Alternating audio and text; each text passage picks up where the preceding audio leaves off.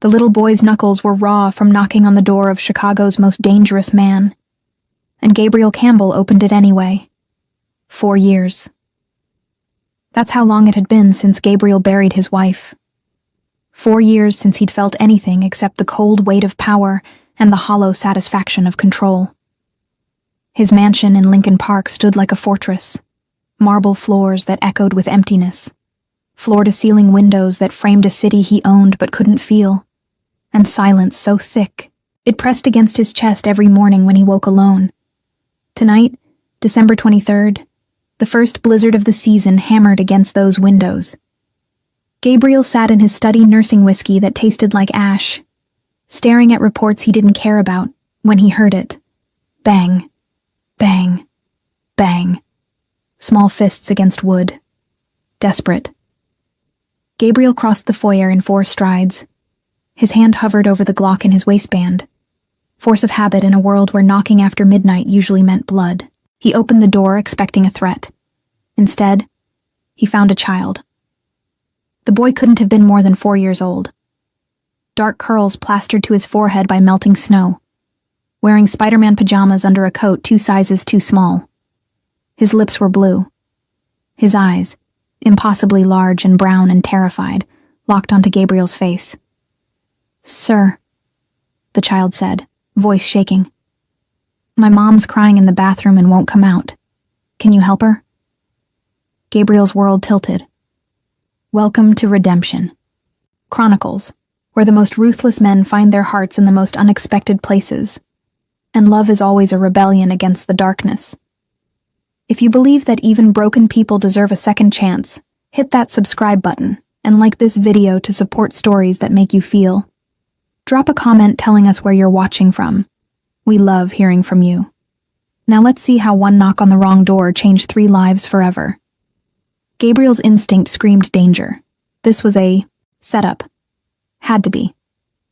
4-year-olds didn't wander Lincoln Park in blizzards. They didn't knock on the doors of men whose names made grown criminals cross themselves. But the boy's teeth were chattering.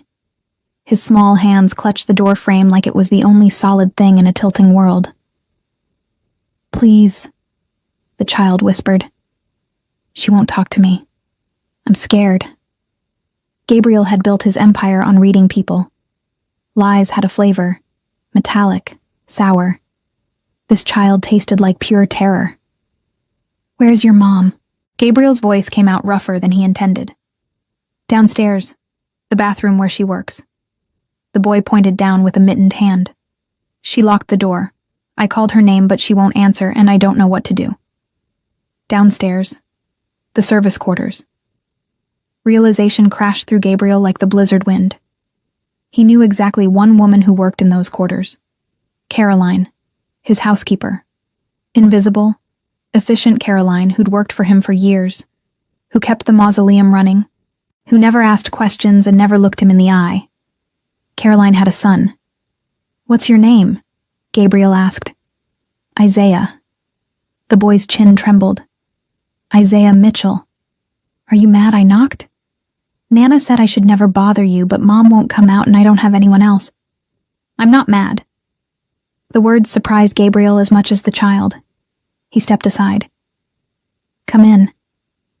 Isaiah hesitated on the threshold, snow melting into small puddles at his feet. Gabriel saw the moment the warmth of the house hit the boy, the way his shoulders sagged, the way his whole body seemed to lean toward the heat like a plant toward sun. "It's okay," Gabriel said quietly. Something ancient and rusted shifted in his chest. "Let's find your mom." The service quarters occupied the mansion's lower level, a world Gabriel rarely entered. Staff came and went like ghosts, maintaining the illusion that the house ran itself. He knew Caroline by sight. Mid-20s, brown hair usually pulled back, always in simple clothes, always moving with quiet efficiency. She'd been with him 3 years, maybe 4. He'd never asked. He'd never looked at her long enough to wonder if she had a child waiting somewhere. Isaiah's small hand slipped into Gabriel's as they descended the stairs. The gesture was so trusting, so unconscious, that Gabriel nearly pulled away. He couldn't remember the last time someone had touched him without fear or calculation. The boy's palm was freezing. "How'd you get here?" Gabriel asked. "Where do you live?" "On Damen Avenue, with Nana." Isaiah's voice was small in the stairwell. "But Mom didn't come home tonight. Nana said she was working late. Then Nana fell asleep, and I got scared because Mom always calls before bedtime and she didn't. And I know where she works because she showed me once from outside. And I remembered. And I just wanted to make sure she was okay. But the lady at the gate was gone and..." The child had walked 2 miles in a blizzard. At night. Through Southside, Chicago. Gabriel's jaw locked. The gate guard would be fired by morning. They reached the lower level. The bathroom door was closed. A thin strip of light showed underneath. "Mom?" Isaiah's voice cracked. He pulled free from Gabriel and ran to the door, small fists banging again. "Mommy, please, I'm sorry I left Nana's. Please don't be mad. Please come out." Silence. Gabriel's pulse kicked. He moved past Isaiah, knocked once, firm. "Caroline, it's Campbell. Open the door." Nothing. He tried the D. Handle. Locked from inside. "Caroline." His voice dropped to the tone he used on subordinates who were about to make a fatal mistake. "You have 10 seconds. Then I'm breaking this door." 5 seconds passed. 6. 7. The lock clicked. The door opened 2 inches. Caroline Mitchell stood in the gap, and Gabriel saw her. Really saw her. For the first time in 4 years. She looked like she'd been drowning. Eyes red-rimmed and swollen. Mascara tracked down pale cheeks, brown hair falling loose. Around her face. She wore her usual black work pants and white button-down. But the shirt was wrinkled, the top button undone. Her hands shook as she gripped the door. But what stopped Gabriel cold was her expression when she saw Isaiah. Pure devastation. "Baby," she breathed. "Oh God, baby, what are you doing here?" Isaiah launched himself at her legs.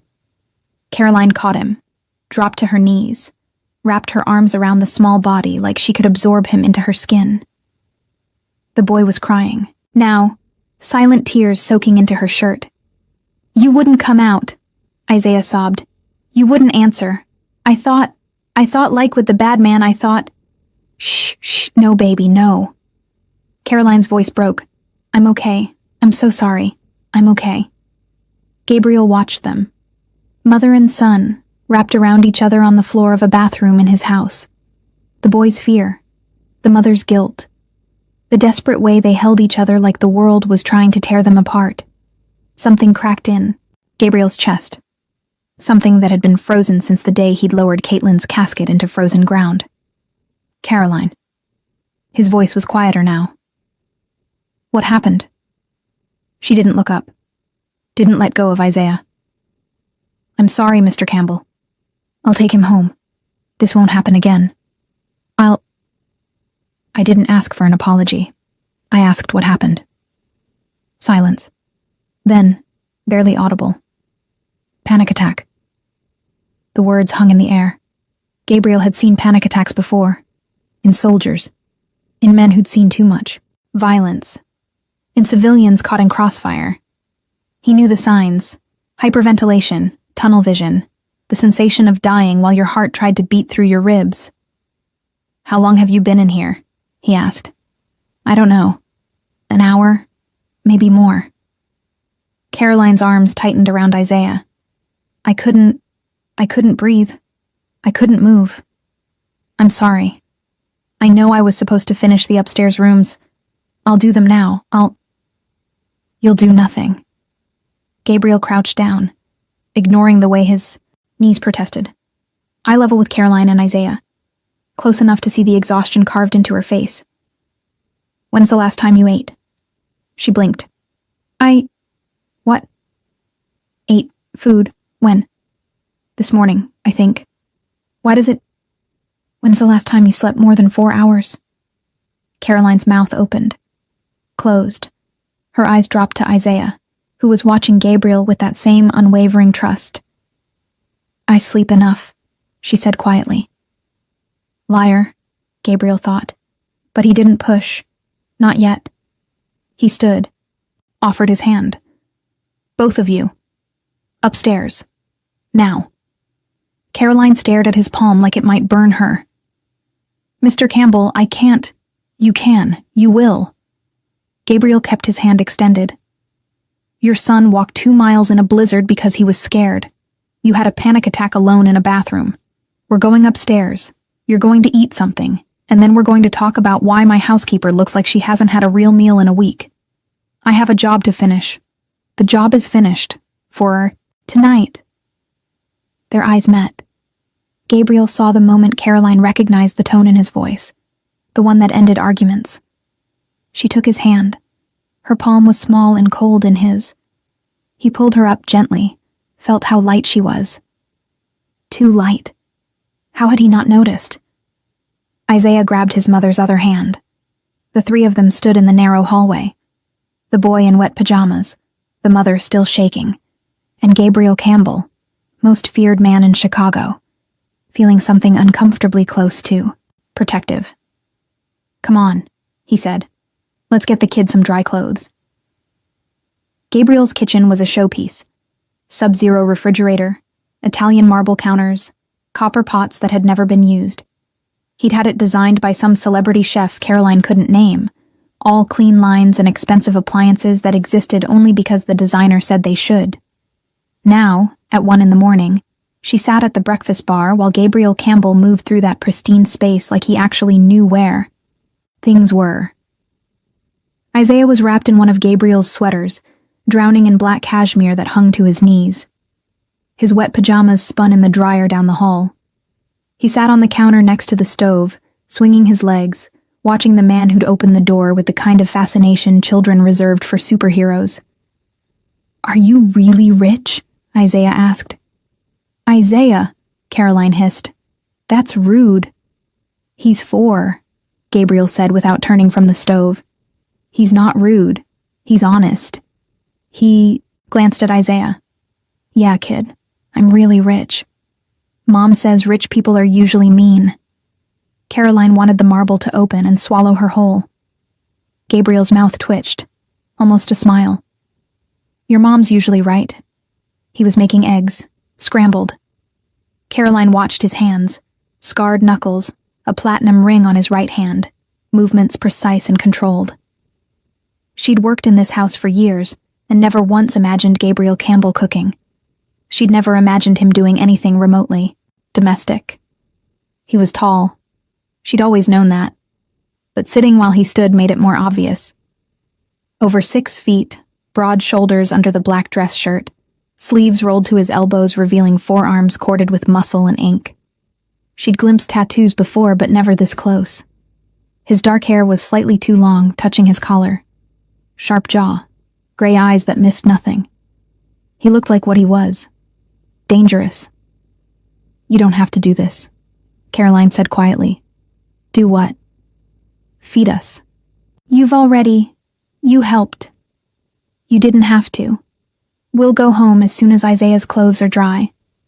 Gabriel plated the eggs, added toast from somewhere, set the food in front of Isaiah. Eat. Isaiah grabbed a fork and dove in like he'd never seen food before. Caroline's stomach twisted. Gabriel turned to her, leaned against the counter, arms crossed. How long? How long what? How long have you been running on empty? Caroline's hands folded in her lap. She felt the weight of his stare, the way he looked at her like she was a puzzle he was determined to solve. I'm fine, Mr. Campbell. You had a panic attack in my bathroom. Your son walked through a blizzard because you didn't come home. You look like you haven't slept in a week.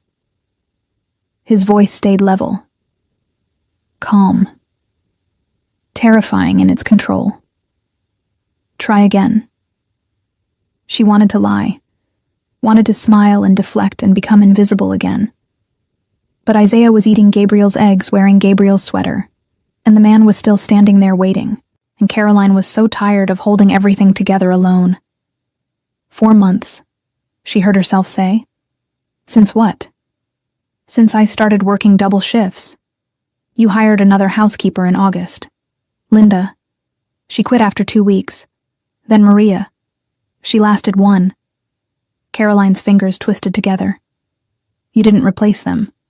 The house still needed maintaining, so I just did both jobs. Figured it was temporary. Gabriel's expression didn't change. And childcare is expensive. Isaiah's daycare costs more than my rent. My mom, Nana, she helps when she can, but she's 70 and has arthritis. I can't ask her to watch him full time. The words were spilling now, unstoppable. So I pick up extra shifts where I can. Weekends, nights. I send most of my paycheck to the daycare and the rest goes to rent and Isaiah's asthma medication and... She stopped, breathed. I'm sorry. You didn't ask for my life story. I'm asking now. Isaiah was watching them, eggs forgotten. Caroline forced brightness into her voice. Everything's fine, baby. Finish eating. Gabriel pushed off the counter, moved to the fridge, pulled out more eggs, started cooking again. You're going to eat too. I'm not hungry. Lie number 3 tonight. He cracked eggs into the pan. Want to go for 4? Caroline's throat closed. She'd spent years perfecting invisibility. Staff didn't have problems. Staff didn't break down. Staff definitely didn't sit in their employer's kitchen at 1 a.m. while he cooked for them. Why are you being nice to me? The question slipped out before she could stop it. Gabriel's hands stilled. For a moment, she thought she'd crossed a line. Then he looked at her, and something in those gray eyes made her breath catch. Because, he said quietly, someone should be. They ate in silence. Caroline forced down eggs she couldn't taste. Isaiah asked Gabriel questions. What kind of car do you drive? Do you have a dog? Have you ever seen a real gun? With the fearless curiosity of a child who didn't understand that the man answering him controlled half of Chicago's underworld. Gabriel answered patiently, simply. Like talking to a 4-year-old was something he did every day. When Isaiah's eyes started drooping, Caroline stood. I should take him home. In a blizzard? At 2 a.m.? Gabriel's eyebrow rose. I don't think so. We can't stay. You can. There are 6 guest rooms upstairs. Pick one. Caroline stared. You want us to sleep here? I want your son to sleep somewhere warm instead of getting hypothermia walking back to Damen Avenue. Gabriel's tone left no room for argument. You can leave in the morning, when it's light, when the roads are clear. Every instinct screamed at her to refuse. She didn't take charity, didn't accept help, didn't let herself need anyone. But Isaiah was already asleep, sitting up, head nodding forward, small body swaying. Okay, she whispered. Thank you. Gabriel nodded once, stood, crossed to Isaiah, and before Caroline could protest, he lifted the boy into his arms. Isaiah's head lolled against Gabriel's shoulder, small hands clutching black cashmere. Something shifted in Gabriel's face, something raw and quickly buried. Follow me, he said. The guest room was bigger than Caroline's entire apartment. King bed with white linens. Fireplace already lit. Windows overlooking snow-covered gardens. Bathroom with heated floors and a tub that could fit 4 people. Gabriel laid Isaiah on the bed, stepped back. The boy curled immediately into the pillows, still asleep. There are clothes in the dresser, Gabriel said. Should be something that fits you. Bathroom's stocked. Caroline stood in the doorway, arms wrapped around herself. Why are you doing this? Doing what? Being kind. You've worked with hundreds of staff. You don't know their names. You've never... She stopped. I'm nobody. Why do you care? Gabriel turned to face her fully. In the firelight, she could see the lines around, his eyes, the gray threading his dark hair. He looked tired, not physically, something deeper. 4 years ago, he said slowly, I lost my wife. Caitlin. Cancer. His jaw worked. I was not myself for a long time. I'm still not myself. He glanced at Isaiah. That kid out there walked 2 miles in a blizzard because he was scared. Because someone he loved needed him and he didn't care about the danger. He just knew she needed help. He looked back at Caroline. I wish, Gabriel said, quietly. I'd had that kind of courage when Caitlin was dying, instead of shutting down, instead of letting her face it alone. The confession hung between them. Caroline saw the truth of it in his face. The guilt, the regret, the weight he'd been carrying. You're not nobody, Gabriel said, and your son is brave as hell. Get some sleep, Caroline. He left before she could respond. The door clicked shut. Caroline stood in the silent room, listening to Isaiah breathe, feeling the warmth of the fire seep into her frozen bones. For the first time in 4 months, she let herself cry. Not from panic, not from fear, from something dangerously close to hope. Caroline woke to sunlight streaming through unfamiliar windows and the smell of coffee. For 3 perfect seconds, she forgot where she was, forgot the panic attack, the blizzard, Isaiah's terrified face at the door. She just existed in warmth and soft sheets and silence. Then memory crashed back. She sat up. Isaiah's side of the bed was empty. Panic surged. She threw off covers, stumbled toward the door, still wearing yesterday's wrinkled work clothes. Her heart hammered against her ribs as she followed the sound of voices downstairs. The kitchen. She stopped in the doorway. Isaiah sat at the breakfast bar in his Spider-Man pajamas, dry now, smelling like expensive laundry detergent. He was eating pancakes. Actual pancakes with strawberries and whipped cream, talking animatedly to Gabriel Campbell, who stood at the stove, flipping more. And then the Green Goblin threw a pumpkin bomb, Isaiah said through a mouthful of pancake.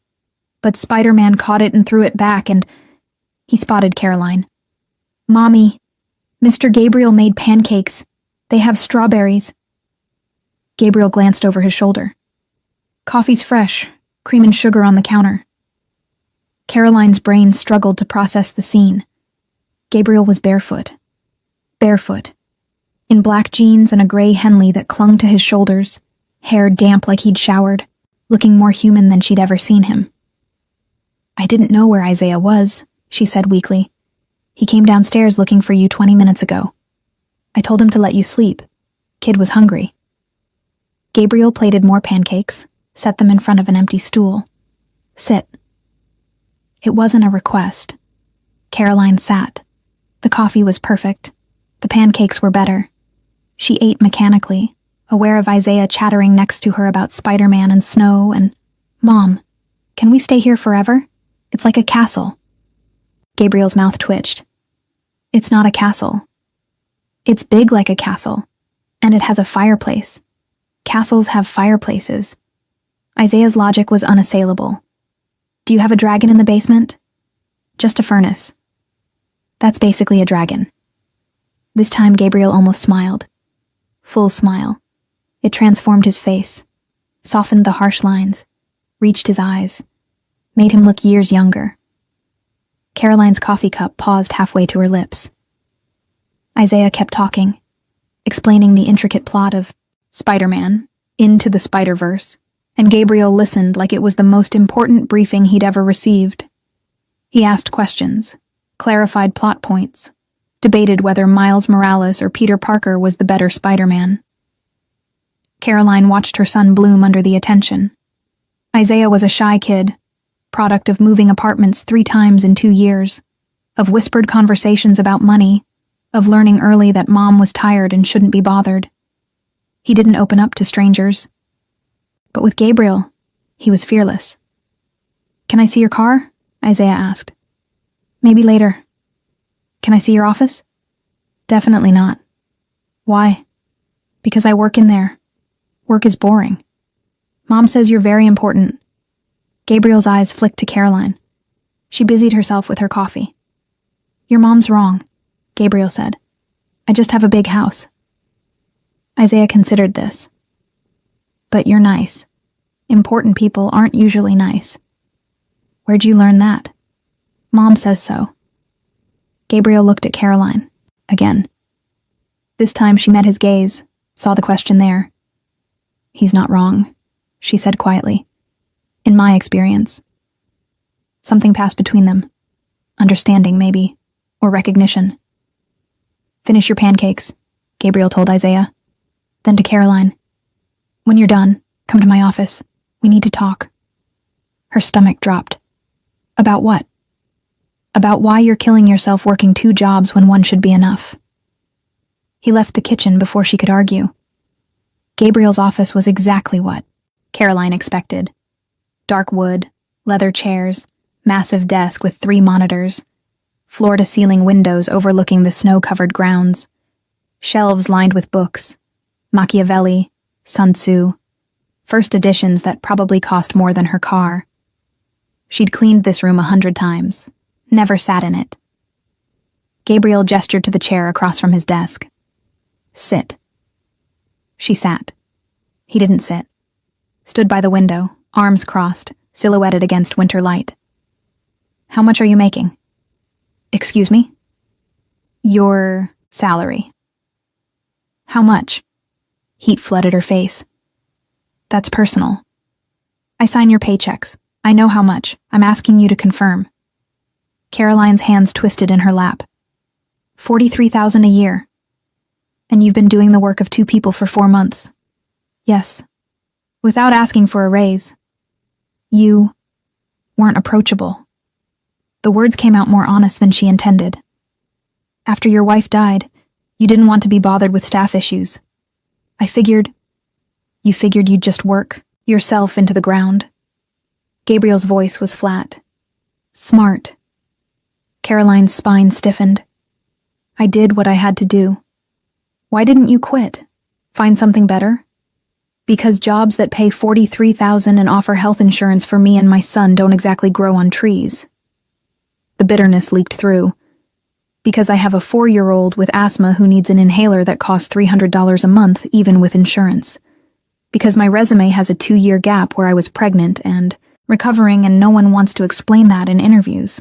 Because she stopped, breathed. Because this was the best I could do. Silence. Gabriel turned from the window, looked at her with those gray eyes that saw too much. What happened to his father? Caroline's blood froze. Isaiah's father, Gabriel clarified. I assume there was one. Where is he? She couldn't breathe, couldn't think. The question hung between them like a grenade with the pin pulled. Tell him, something whispered. Tell him the truth. That Isaiah's father was standing right in front of her. That 4 years ago she'd been a new staff member who'd stayed late to help with Caitlin's memorial arrangements. That Gabriel had been drunk, destroyed, alone in this office. That she'd brought him coffee, and he'd looked at her like she was the only real thing in a world gone gray. That they'd had sex once, just once. On the leather couch in the corner. That he'd been gentle even through his grief, had held her after like she mattered, had fallen asleep with his face in her hair. That he'd woken up the next morning and looked at her like he'd never seen her before. Like she was a stranger. Like the night had never happened. That she'd found out she was pregnant 6 weeks later. He's not in the picture, Caroline said. Her voice sounded like it came from very far away. It was a mistake. One night. He doesn't know about Isaiah. Why not? Because he made it clear he didn't want anything to do with me. The truth and a lie tangled together. And I wasn't going to force a child on someone who didn't want one. Gabriel's expression didn't change. Does Isaiah ask about him? Sometimes. I tell him his dad lives far away. That some families look different. He's 4. He doesn't push. But he will. Eventually. I know. Caroline's throat ached. I'll handle it when it comes. Another silence.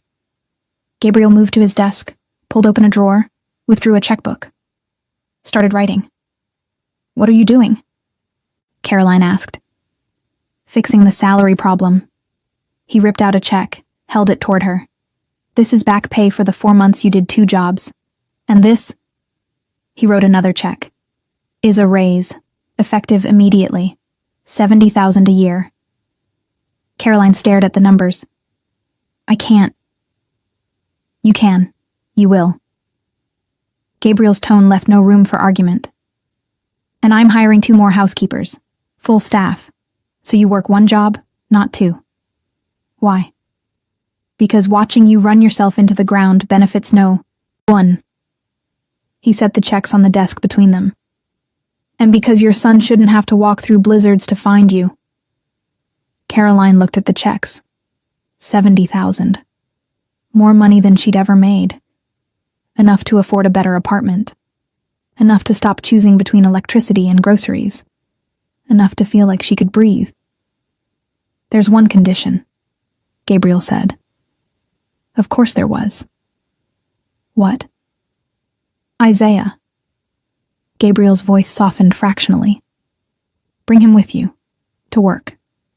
Caroline's head snapped up. "What?" "This house is too big, too empty, and he clearly likes pancakes." Something moved behind Gabriel's eyes, something ancient and painful. "Caitlin and I never had kids. She wanted them. We ran out of time." His jaw worked. This place could use someone small running around, making noise, being alive. Understanding crashed through Caroline like cold water. He wasn't just helping her.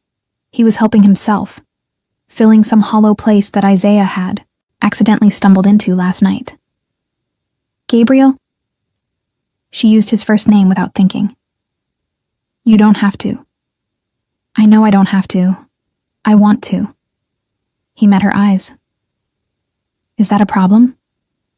Caroline looked at the man who'd opened his door to a terrified child, who'd made pancakes and answered questions about Spider-Man, and sat on the floor with her son like it was the most natural thing in the world. The man who was Isaiah's father, and didn't know it. "No," she whispered. "It's not a problem." 3 weeks. That's how long it took for Isaiah to become a fixture in Gabriel Campbell's life.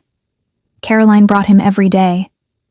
Isaiah would race through the marble halls in his sneakers, backpack bouncing, filling the silent mansion with laughter and questions and endless energy. Gabriel's office became a secondary playroom, coloring books spread across the leather couch, action figures staging battles on the mahogany desk. Gabriel bought toys, not because Isaiah asked, but because the kid needed something to do while Caroline worked. At least that's what Gabriel told himself. The truth was harder to admit. Isaiah made the house feel less like a mausoleum. "Mr. Gabriel?" Isaiah's voice interrupted Gabriel's conference call with his underboss. "Can you help me?" Gabriel held up one finger, mouthed, "1 minute." Isaiah nodded solemnly, clutching a broken action figure. "Tony, I don't care if Marino thinks he can renegotiate," Gabriel said into the phone. The terms were clear. "He pays what he owes, or we collect differently. End of discussion." He hung up. Isaiah climbed onto Gabriel's lap without hesitation, holding up Spider-Man with a detached arm. He fell. "Look serious. Can you fix him?" Gabriel examined the toy. The arm had snapped clean off. He rummaged through his desk drawer, found superglue, carefully reattached the limb. "Give it 5 minutes to dry." Isaiah watched, fascinated. "You're good at fixing things." "Sometimes." "Mom says you're good at everything." Gabriel's hand stilled. "Your mom talks about me. She says you're very kind. And very sad." Isaiah tilted his head, studying Gabriel with those big brown eyes. "Why are you sad?" The question punched through Gabriel's chest. He'd spent 4 years perfecting his mask, cold, controlled, unreachable. No one asked him personal questions. People who worked for him knew better. People who feared him didn't care. But Isaiah was 4. He didn't know the rules. "I lost someone," Gabriel said quietly. "Someone I loved very much. Like when my goldfish died?" Sort of. Except she was a person. My wife. Isaiah absorbed this. Is she in heaven? I don't know. Maybe. Mom says people we love never really leave. They stay in our hearts. Isaiah patted Gabriel's chest seriously. Is she in there? Gabriel's throat closed. Yeah, kid, she's in there. Then you're not alone. Isaiah smiled, guileless, trusting. And you have me and Mom now, so you have lots of people. Something cracked in Gabriel's chest. Something that had been frozen solid for 4 years. Something he'd thought was dead. He pulled Isaiah closer, buried his face in the boy's dark curls for just a moment. Isaiah wrapped small arms around Gabriel's neck, holding on with the easy affection of a child who didn't know that grown men weren't supposed to need comfort. Yeah, Gabriel whispered. I guess I do. That night, after Caroline took Isaiah home, Gabriel stood in the doorway of the room he hadn't opened in 4 years. Caitlin's studio. He'd locked it the day after her funeral. Couldn't stand seeing her art supplies gathering dust, her half-finished paintings staring at him like accusations. She'd been a painter. Abstract, beautiful, full of color and life. Everything Gabriel wasn't. He turned the key now. The door swung open. Dust motes danced in moonlight. Canvas covered the walls. Her easel still stood by the window, a painting of Lake Michigan at sunrise frozen in time. Her brushes sat in mason jars. Her palette was crusted with dried paint. Gabriel stepped inside. The guilt was immediate, suffocating. He'd locked this room because seeing it hurt too much. But maybe that was the problem. Maybe he'd spent 4 years running from pain instead of feeling it. He moved to the easel, touched the canvas lightly. Caitlin had been painting this the week before she got too weak to stand. She'd worked on it between chemo sessions, determined to finish. She never had. I'm sorry, Gabriel said to the empty room. I'm so sorry I couldn't save you. The words echoed. No one answered. But something shifted. Something Gabriel couldn't name. Permission, maybe. Or just the realization that Caitlin wouldn't have wanted him to live in a mausoleum. She'd loved life too much for that. She would have loved Isaiah. The thought came unbidden. Gabriel could almost see it. Caitlin laughing as a small boy showed her his drawings, patiently explaining comic book plots, making pancakes, shaped like Spider-Man masks. She would have wanted Gabriel to open his heart again. He pulled out his phone, texted Caroline. Can Isaiah come earlier tomorrow? Want to show him something? Her response came 30 seconds later. Of course. Everything okay? Gabriel looked around the studio, at the life frozen in dust, at the love that had nowhere to go for 4 years. Yeah, he typed back. I think it might be. The next morning, Gabriel was waiting when Caroline and Isaiah arrived. He'd been up since dawn, moving furniture, opening windows, letting winter light flood the studio. Where are we going? Isaiah asked as Gabriel led them upstairs. I want to show you something. Gabriel opened the studio door. Isaiah's eyes went wide. Whoa, are these paintings? They were my wife's. She was an artist. Isaiah moved from canvas to canvas, studying each one with serious concentration. These are really pretty. She was good. She was. Gabriel crouched down to Isaiah's level. I thought, maybe you'd like to paint too. If your mom says it's okay. Caroline stood in the doorway, hand over her mouth. Gabriel met her eyes over Isaiah's head. Saw the tears she was trying to hold back. Really? Isaiah breathed. I can paint? If you're careful. And if you promise not to get paint on the carpet. I promise.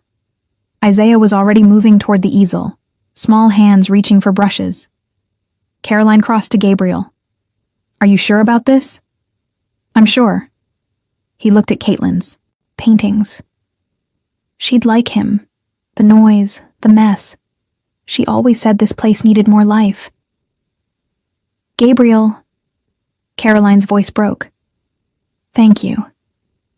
He wanted to tell her she didn't need to thank him, that Isaiah was giving him something infinitely more valuable than he could ever give back. That for the first time in 4 years, the house felt like a home. Instead, he just nodded. Isaiah was already painting, tongue stuck out in concentration, creating something abstract and chaotic and beautiful. Gabriel stood next to Caroline, watching. Their shoulders touched. Neither moved away. "He's happy here," Caroline said softly. "So am I," Gabriel admitted. The words hung between them. Caroline turned her head, looked up at him. Gabriel looked down. Their eyes met and held, and something electric passed between them. Something dangerous. Something Gabriel wasn't ready to name. Caroline broke the gaze first, but her cheeks flushed pink. Gabriel told himself it meant nothing. He was lying. 2 days later, Gabriel's past came knocking. He was in his office when Marco, his head of security, entered without knocking. "Boss, we have a problem." Gabriel looked up from his laptop. "What kind?" "The kind with a badge. Detective Sarah Chen. She's at the gate asking to see you." Gabriel's blood cooled. Chen was organized crime division. Smart. Persistent. She'd been trying to build a case against him for 2 years. "What does she want?" "Didn't say. But she's not leaving." Gabriel closed his laptop. "Let her in. Conference room. I'll be down in 5. Marco hesitated. "Boss?" "Caroline's in the hall. With the kid." Of course she was. "Keep them upstairs. I don't want Isaiah seeing this."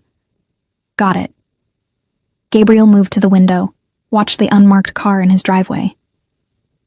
Chen stepped out, mid-30s, short black hair, wearing a blazer and the expression of someone who'd seen too much and believed too little.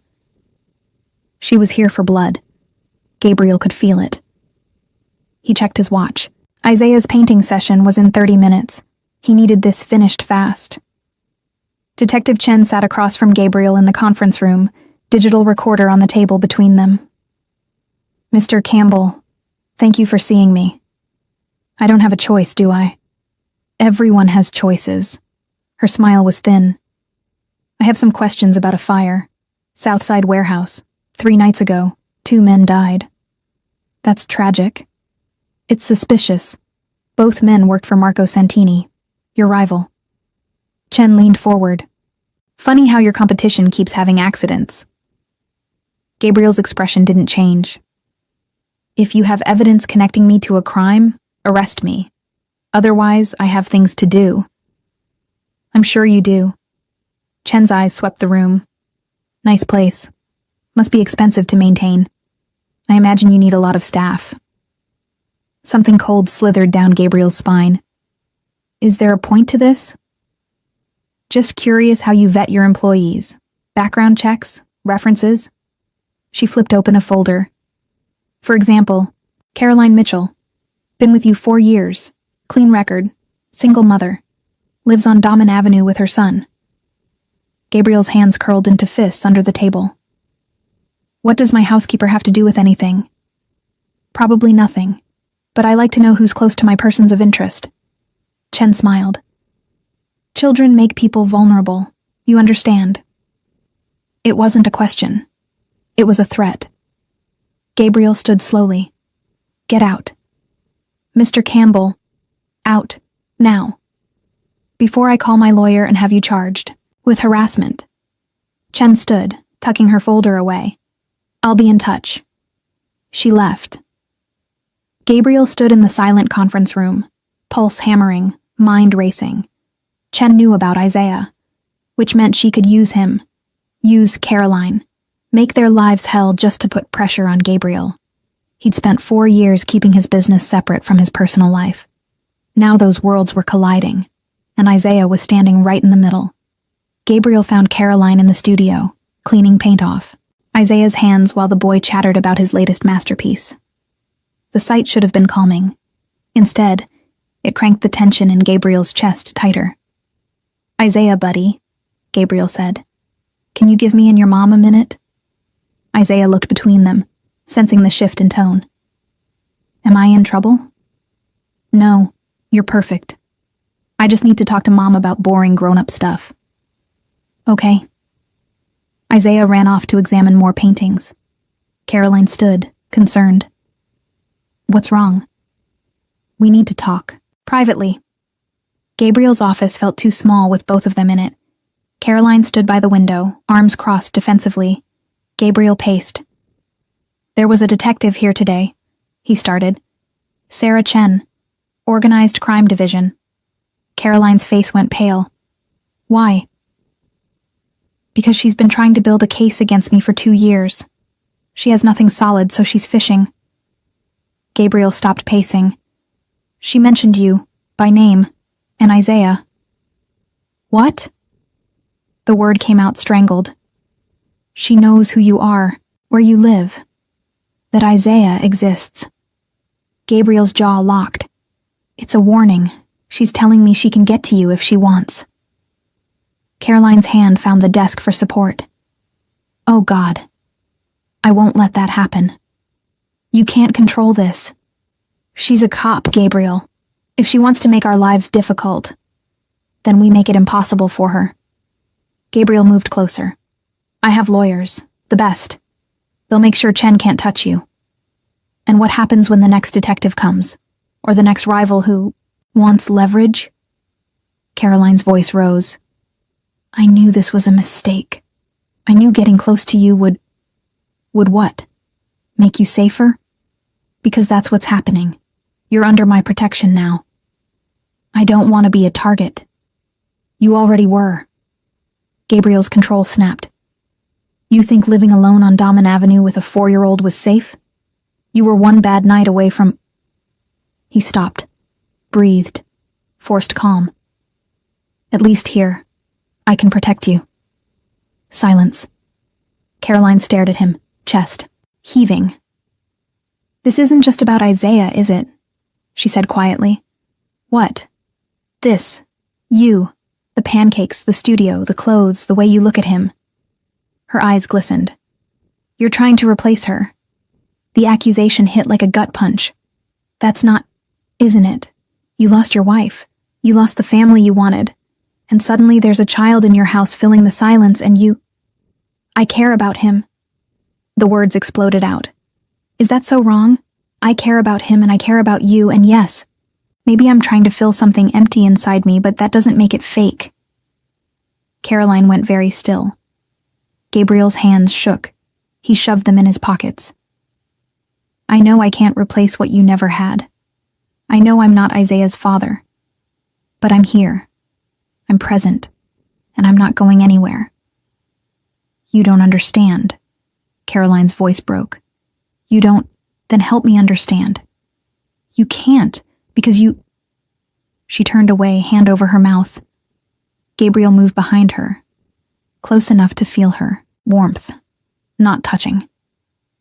Because I what? Caroline's shoulders shook. Because you don't remember. Remember what? She turned. Tears streaked her face. 4 years ago, the night after Caitlin's memorial. You were in this office, drunk, destroyed. I brought you coffee. Her voice dropped to a whisper. And we slept together. The world stopped. Gabriel's mind went blank, then flooded. 4 years ago, the memorial. The bottle of whiskey he'd killed alone in his office. The haze of grief and alcohol and numbness. Someone had brought him coffee. He'd looked up and seen someone. A woman. Kind eyes. Gentle hands. She'd sat with him. Let him talk about Caitlin. Let him fall apart. And then, oh God. Caroline, he breathed. You don't remember my face. I know that. But I remember yours. Her tears fell freely now. You held me like I mattered. Like I was real. And then you woke up and looked at me like I was a stranger. Like it never happened. Gabriel's legs nearly gave out. He gripped the desk. Isaiah is yours, yes. Caroline's laugh was broken. I found out I was pregnant 6 weeks later, and I knew you were still drowning in grief.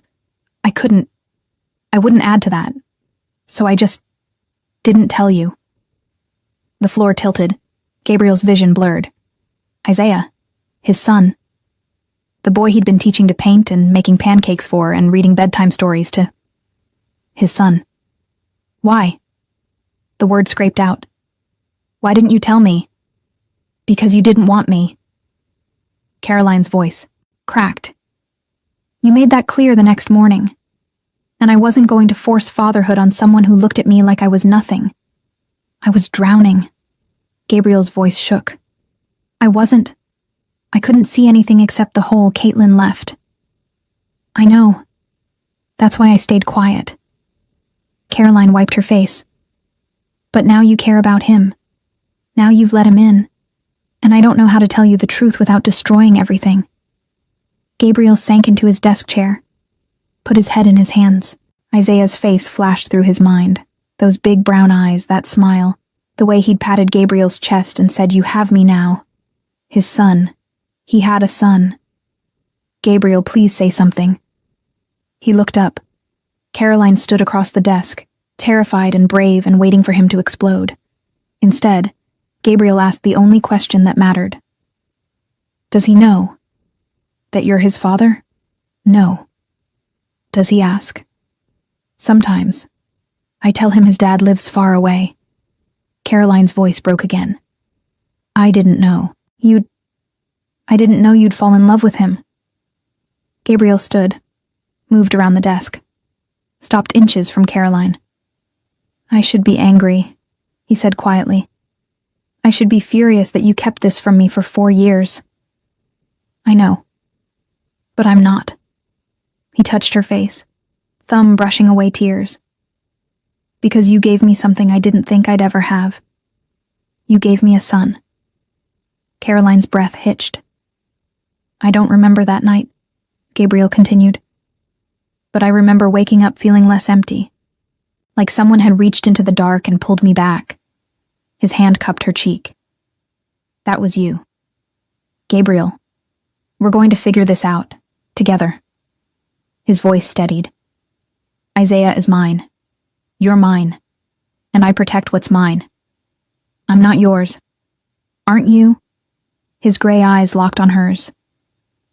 Tell me you haven't felt it. The way we fit. The way Isaiah looks at me like I'm his hero. The way you look at me when you think I'm not watching. Caroline's cheeks flushed. This is complicated. Everything worth having is. They stood in silence. The distance between them charged with possibility and fear, and something that felt dangerously like fate. I have a daughter too, Caroline whispered. Mary, she's 6, from before, different father. He was bad. I left him when I was pregnant with Isaiah. Gabriel absorbed this. Another child. Another layer of complexity. Where is she now? With my mom. I didn't want to uproot her. She doesn't know about you. Then it's time she did. Gabriel's decision was instant. Bring her here. Both of them. Move in properly. Gabriel, that's what families do. We stay together. He leaned closer. Let me do this right. Let me be the father Isaiah deserves. The father Mary deserves. Let me... The office door slammed open. Marco stood in the doorway, blood on his shirt, gun in hand. Boss, we have a problem. Santini's men are at the gate, and they're not here to talk. Gabriel's training kicked in instantly. How many? 6 vehicles, maybe 20 men, armed. Marco's face was grim. They're demanding you come out. Where's Isaiah? Still in the studio. Get him. Get Caroline and Isaiah to the safe room. Now. Caroline grabbed Gabriel's arm. What's happening? Rival family. They want leverage. Gabriel cupped her face, forced her to focus. You're going to go with Marco. You're going to protect Isaiah. Can you do that? She nodded, terrified but steady. Go. Marco grabbed Caroline's hand, pulled her toward the door. Come on, now. They ran. Gabriel moved to his desk, pressed the hidden panel. The wall slid open, revealing an arsenal. He grabbed a Glock, checked the clip, tucked it in his waistband. His phone buzzed. Tony, his underboss. We're 10 minutes out. Hold position. Gabriel typed back. Civilians in house. No shots near the main building. He moved to the window. 6 black SUVs blocked his gate. Men in tactical gear spread out across the driveway. Marco Santini himself stood in front, megaphone in hand. Campbell! We know you're in there. Gabriel's jaw locked. Santini. The bastard who'd been trying to take over Gabriel's territory for 6 months. The fire Chen had mentioned. That was Gabriel shutting down Santini's latest expansion attempt. Now Santini was here for revenge. We can do this easy or hard, Santini's voice echoed. Come out, we talk. Stay in, we come in. Your choice. Gabriel grabbed his phone, called Marco. Status? Safe room secured. Caroline and the kid are locked. In. He's scared but holding up. Stay with them. Don't open that door for anyone but me. Boss. That's an order. He hung up, checked his watch. 8 minutes until Tony arrived with reinforcements. 8 minutes to keep Santini from entering the house. 8 minutes to protect his son. The thought still felt surreal. His son. Isaiah. The boy painting in the studio upstairs, who'd asked Gabriel to help fix Spider-Man, who'd patted his chest and said, "You're not alone." Gabriel would die before letting Santini touch him. He opened the window, called down. Santini, you've got 30 seconds to leave my property. Santini laughed. Or what? You'll call the cops? We both know you can't. Not with your record. I don't need cops. Then what do you... Gunfire erupted, not from Santini's men, from the perimeter. Gabriel's security team responding to the breach. Santini's men scrambled for cover, returning fire. The driveway erupted into chaos. Gabriel's phone buzzed. Tony, we're at the south entrance, moving in. It was about to get bloody. Gabriel moved through the house in tactical mode. Years of military training, of surviving Chicago's underworld, of protecting what was his. He cleared each room, ensured no one had breached the interior. The gunfire outside intensified. Shouts, breaking glass, the sharp crack of rifle fire. Gabriel reached the hallway outside the safe room. Marco stood guard, weapon drawn. Status? Gabriel asked. Doors holding. They're quiet in there. Good. Tony's team is engaging outside. This'll be over soon. A window shattered downstairs. Footsteps. Heavy. Multiple.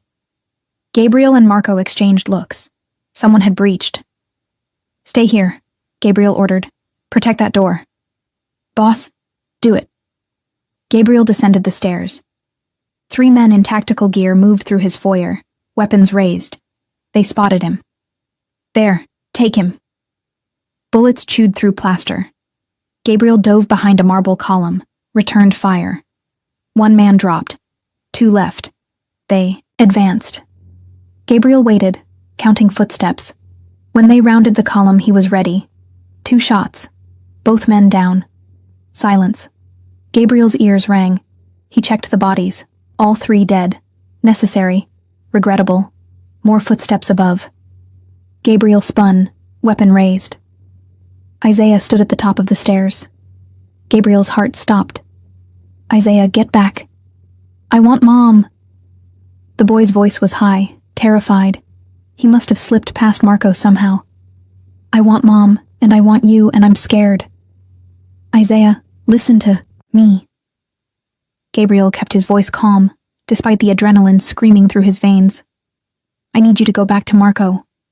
Can you do that? No, I want... The front door exploded inward. 4 more men. Gabriel moved on instinct, putting himself between Isaiah and the threat. Stay behind me. Campbell? The lead man's voice was cold. Step aside. We're not here for you. Gabriel's blood turned to ice. You're not touching him. That your kid. Cute. Bet he'd make excellent leverage. Gabriel's finger tightened on the trigger. You're going to walk out that door, right now, or you're not walking anywhere. You're outgunned, old man. Am I? Tony's voice came from behind the men. Drop your weapons, now. The 4 men turned. Tony stood in the doorway with 6 soldiers, all armed, all trained on Santini's team. The lead man's face went white. "This isn't over." "It is." Tony's voice was flat. "You came into this house, threatened a child. That's a line even we don't cross." Sirens wailed in the distance. Someone had called the cops. The 4 men bolted. Gabriel lowered his weapon, turned. Isaiah was crying, small body shaking. Gabriel holstered his Glock, climbed the stairs, dropped to his knees in front of the boy. Hey, it's okay. You're safe." Isaiah threw himself into Gabriel's arms. "I was scared.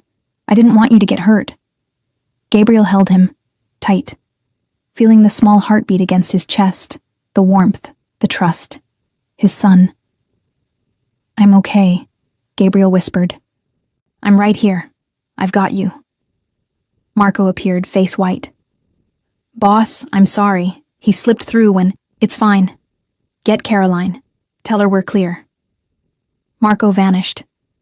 Gabriel stayed on the stairs, holding Isaiah, listening to the sirens get closer. Everything was about to change. Chen would have a field day with this. The cops would ask questions. Santini would regroup.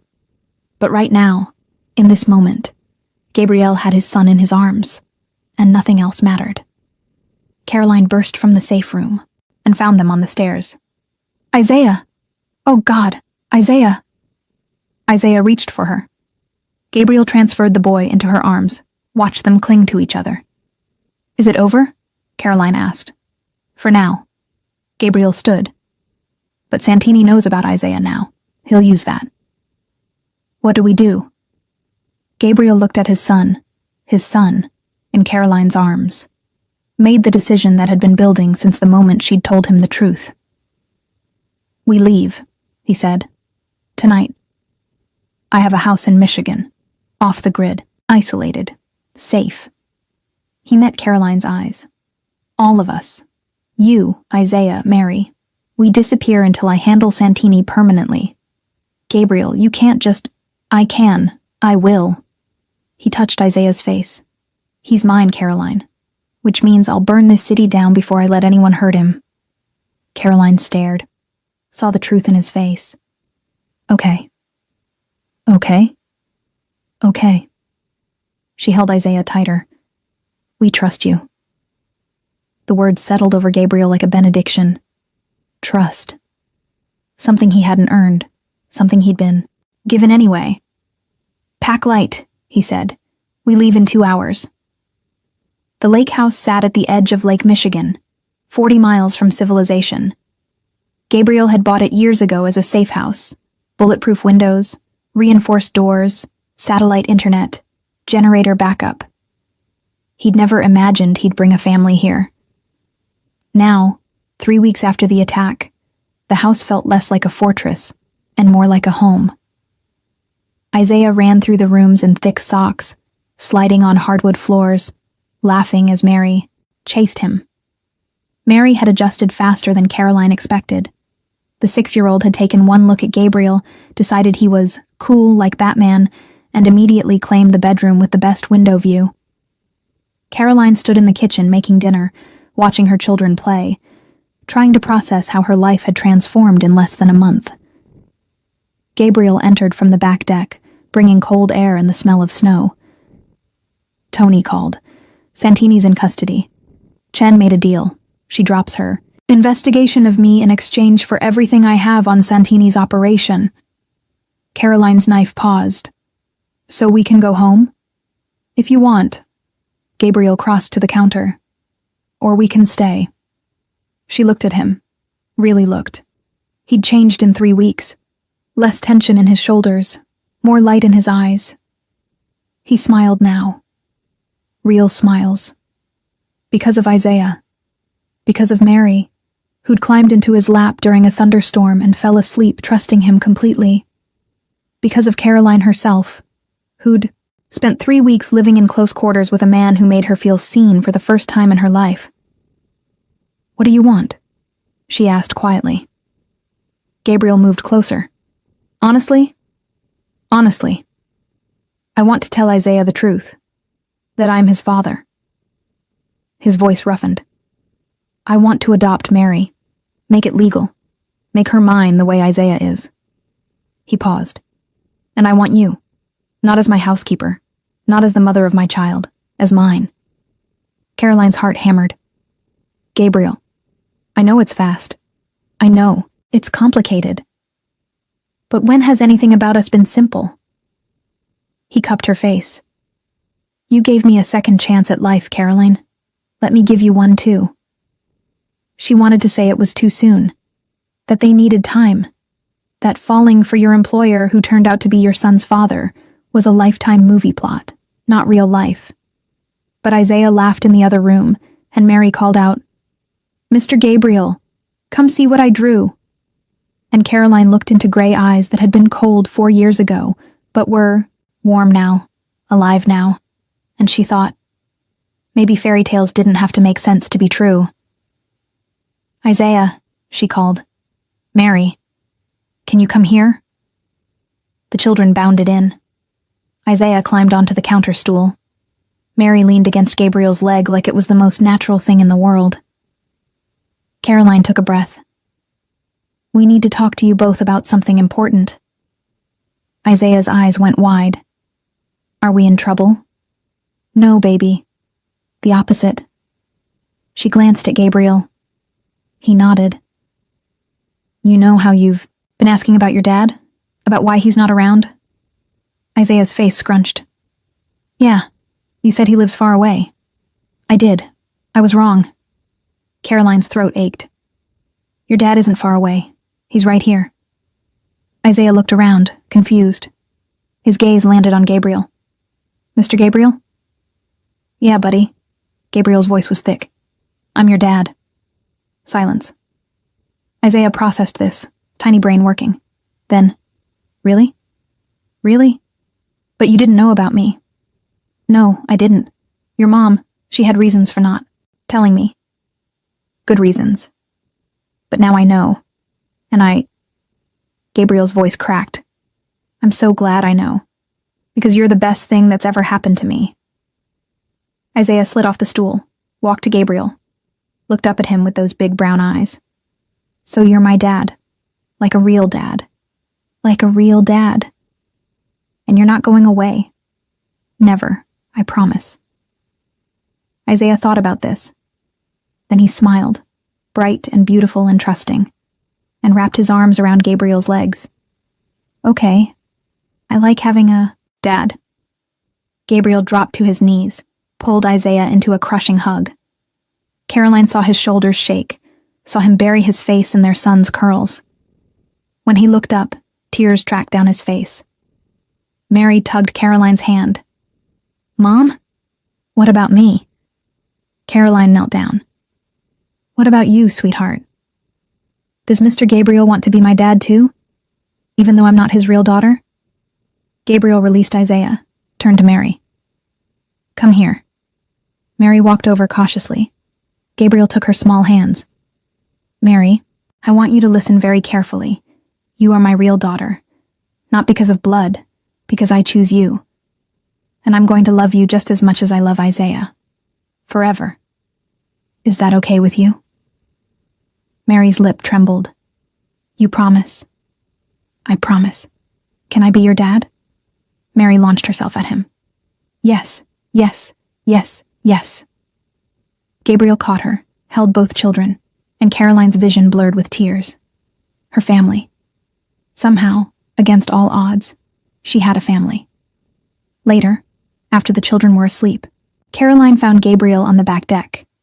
He stood at the railing, staring at the frozen lake, breath misting in the cold air. She wrapped a blanket around her shoulders, joined him. You okay? I keep thinking about what I almost missed. Gabriel's voice was quiet.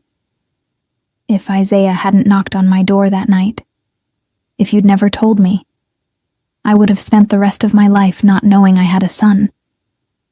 But you do know now. Because of you. He turned to face her. You could have kept the secret forever, but you didn't. I was tired of lying, And you deserve to know. Caroline moved closer. You're a good father, Gabriel. Better than you think. I don't know how to do this. Be a dad. Be a family. None of us do. We just figure it out together. She touched his face. You're not alone anymore. Gabriel's hand covered hers. Neither are you. They stood in the cold, the dark lake stretching before them, the warm house at their backs.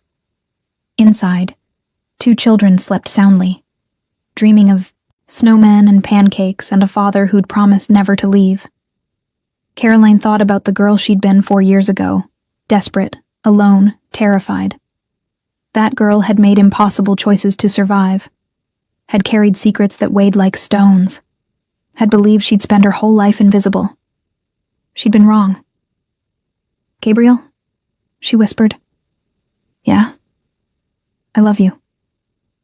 The words hung in the frozen air. Gabriel went very still. Then he pulled her close, buried his face in her hair. I love you too, he said roughly. Both of you. All 3 of you. I don't know how this happened, but I'm not letting go. Good, Caroline said, because we're not going anywhere. They kissed there on the deck, the lake wind biting their skin, the stars impossibly bright above. It wasn't a fairy tale kiss. It was real. Messy and imperfect and tentative, tasting like coffee and hope and second chances. When they pulled apart, Gabriel was smiling. Real. Unguarded. Marry me, he said. Caroline laughed. That's, not a question. Marry me anyway. She looked at him. This dangerous man who'd become gentle. This broken man who'd become whole. This stranger who'd become everything. Okay, she said. Yes. 6 months later. The wedding was small. Just family. Tony stood as Gabriel's best man, cracking jokes about how the boss had finally been tamed by a 4-year-old. Caroline's mother cried through the entire ceremony. Isaiah served as ring-bearer with extreme seriousness. Mary scattered flower petals, with chaotic enthusiasm. They married at the lake house. Spring had transformed the landscape. Ice melted, wildflowers blooming, birds returning. The judge who officiated was an old friend of Gabriel's, someone who owed him favors and didn't ask questions. When Gabriel kissed his bride, Isaiah cheered. Mary made gagging noises. Everyone laughed. The reception was dinner on the back deck, steaks and wine and children running wild in the grass. As the sun set over Lake Michigan, painting the sky, in shades of gold and pink, Gabriel pulled Caroline aside. Thank you, he said. For what? For knocking on my door, for giving me Isaiah, for giving me a reason to be more than what I was. He kissed her forehead. For saving me. You saved us first. Then we're even. They stood together, watching their children play, the lake stretching endless before them. It wasn't the life Caroline had imagined. It was better. Behind them, the house glowed warm with light. Inside, rooms that had once echoed with emptiness now overflowed with laughter and toys and the beautiful chaos of a family. Gabriel had finally filled the mausoleum, not with ghosts, but with life. And Caroline had finally found a place where she was seen, where she mattered, where love wasn't something she had to beg for. It was something freely given. Isaiah ran over, grass-stained and grinning. Dad! Mom! Watch this! He attempted a cartwheel, fell on his face, popped back up laughing. Gabriel swept him up. Very impressive. I'm going to be a gymnast. You're going to be whatever you want to be. Mary joined them, tugging Gabriel's sleeve. Can we make s'mores? Please, please, please. Gabriel looked at Caroline. She nodded. Absolutely. Go grab the marshmallows. The children raced off. Gabriel wrapped his arm around Caroline's waist, pulled her close. This is it, he said quietly. This is everything I didn't know I needed. Caroline leaned into him, felt his heartbeat steady and strong beneath her cheek. Me too. Sometimes the people who save us aren't the ones we expected. Sometimes they're the ones the world told us to fear. Sometimes they're the small hands knocking on the wrong door at the wrong time, asking for help when we've forgotten how to ask ourselves. Gabriel Campbell had built an empire on fear, but a 4-year-old boy with brown eyes and endless questions had taught him something more valuable than power. That strength isn't measured by how many people fear you. It's measured by how many people feel safe enough to fall asleep in your arms, to trust you with their hearts, to call you dad and mean it. Caroline Mitchell had spent her life invisible, believing she had to carry everything alone. But she'd learned that asking for help isn't weakness, that letting someone in isn't surrender, that the right person doesn't save you. They stand beside you while you save yourself. And Isaiah? Isaiah learned that family isn't just the people you're born to. It's the people who choose you, who fight for you, who show up even when it's hard. This isn't a story about perfection. It's a story about broken people finding each other in the dark and deciding that broken together is better than whole apart. It's about second chances, and messy love and the courage it takes to build something new from the ruins of what was. Maybe that's what all of us are searching for. Not a perfect love story. Just someone willing to fight for us when we're too tired to fight for ourselves. Someone who sees the worst parts of us and stays anyway. Someone who makes us believe that despite everything, we deserve to be loved. If this story touched your heart, we'd love to hear your thoughts in the comments below. What did you think of Gabriel and Caroline's journey? Have you ever had a second chance that changed everything? Hit like to support more stories like this, and subscribe to Redemption Chronicles.